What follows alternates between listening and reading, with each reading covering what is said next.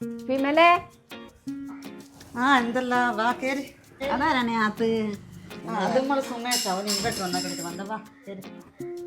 ഇവൻ്റെ ഭാര്യയല്ലേ ഒളിച്ചോടിപ്പോയേ? ഇതെന്റെ ഓള് തന്നെയാ. ഇവൻ്റെ കുഴപ്പം കൊണ്ടായിരിക്കും ഓള് പോയിട്ടുണ്ടാവും അല്ലേ? നല്ല പറഞ്ഞു കേൾക്കും. ആന്നല്ലേ, ഓളെ കൊണ്ട് ഒരുപാട് ആള് പറയുന്നായിട്ട്. നമ്മളെ എനിക്കവിടെ തിരിഞ്ഞിന് ഇവനാ. അവൻ കള്ളും കുടിച്ചെല്ലാം നടക്കലാ പോലും പണി.